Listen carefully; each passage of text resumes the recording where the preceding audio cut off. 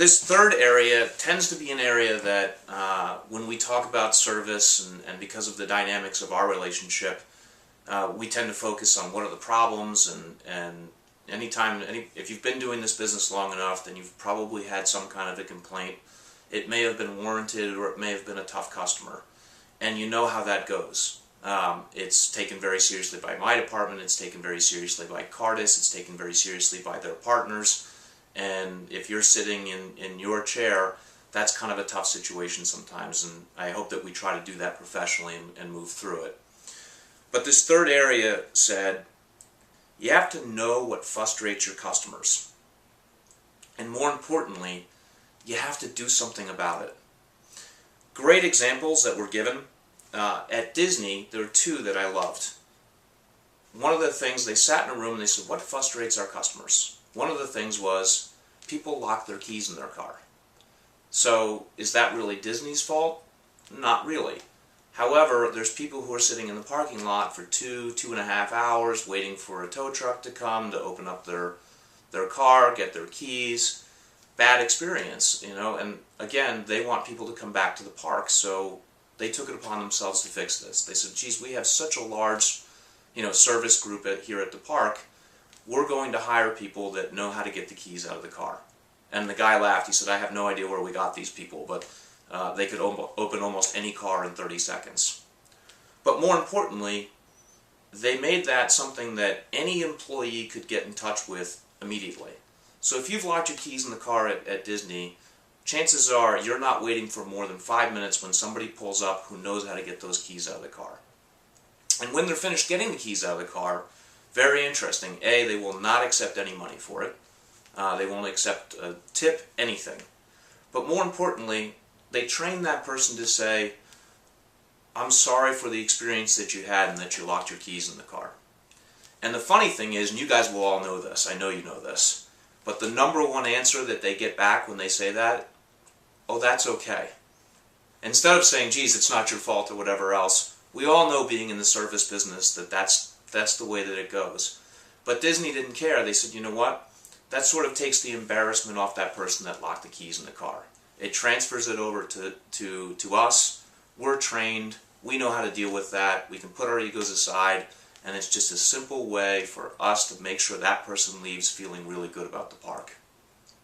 Second one's the same kind of concept, but I thought even better. Number two thing that happens that frustrates a Disney customer.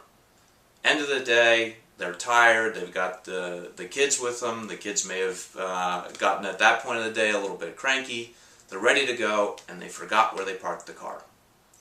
And if you think about it, if you go to Disney, and most of you have probably been there, you pull into your parking lot and then you get on a tram that takes you into the park.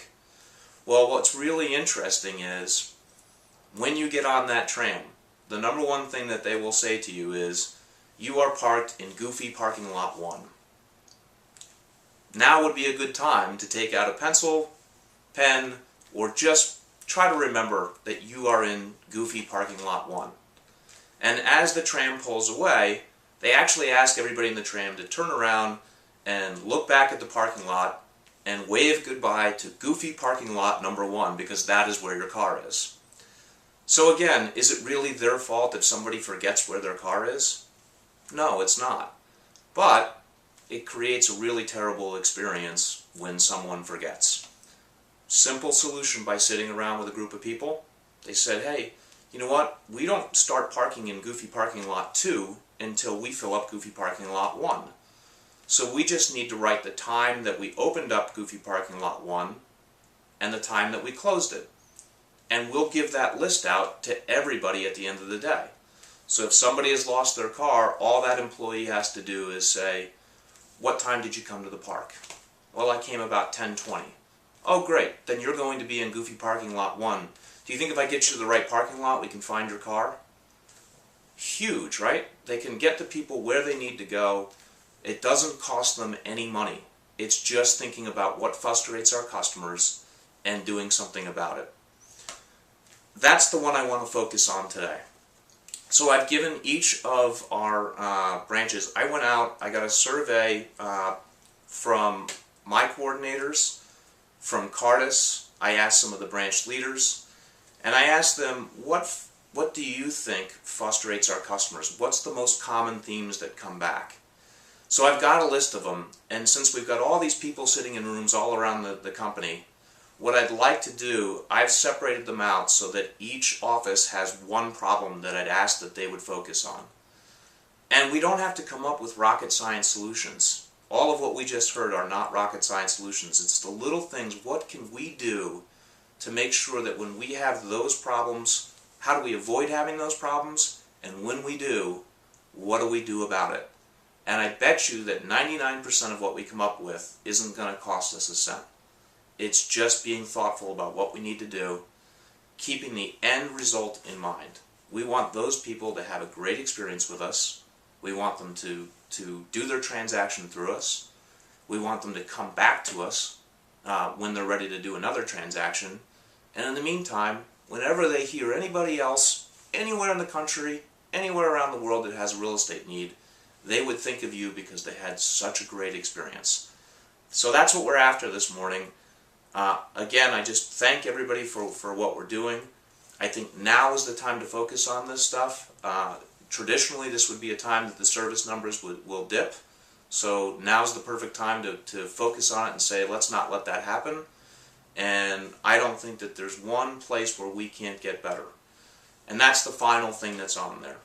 When you're done going over what your issue is that we've asked you to focus on for the client, I really do want your feedback to say, you know what, I like working with the relocation department, things are good, or I don't like working with the relocation department, whatever you feel. I would like to get some feedback from each branch about, hey, these are the couple of things that if we could do something about them, it would really make things better. I'm not promising that I can fix anything. I'm promising you that if you give me a list of things that you'd like to see that might make the world a little bit easier for you, if I can come up with the no-brainer, low-cost solution that makes sense, that's what I'm after. Because if we all work together and we can take those things away, we're just going to get that much better. Okay, we got a great opportunity to learn from the people around us and to tackle some things that we may come up with some very small solutions, but I think everybody knows it's the little things that go a really long way. And it's not just your biz dev clients that we're talking about. This is going to work for everything that we're doing.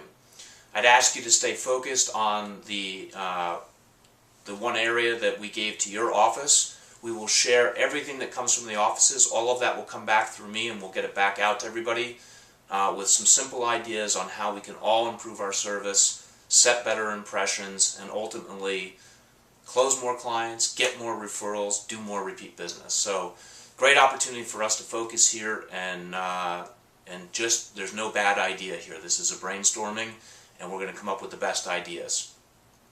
Before we break off, I have an administrative note. It's an important one. I think everybody knows that the company is no longer charging an administrative fee. The company charges a standard commission of 3% plus $3.95. In the past, that's been kind of confusing as a biz dev agent to figure out who we charge, who we not charge. It's very, very simple, guys, and I'll make this as simple. It's a change. There are some clients that we are able to now charge with. So let me make this as simple as I know how to make it. There's only one client that we will not charge our standard commission with, and that's our source code 152s. So for everyone else, we charge the standard 3% plus $3.95. We're going to honor all of the commitments that we have made out there, so don't worry about any past clients. It's going to be our clients going forward. So on July 15th, for any new client that comes in that's anything but a source code 152, our standard commission of 3% plus $3.95 is applied. Hope that makes sense for everybody. If you have questions about that, could you please reserve it for after our brainstorming session? I think this is so important and such a great opportunity for us to talk about things that could really improve us. And I want to make sure that we spend the next 10 to 15 minutes getting better at our trade and really going after this. So thanks, guys. Have a great month, and really looking forward to seeing what else we can do this year. Every time I think we've hit the top, we blow right through that, and we're going to do it again. Take care.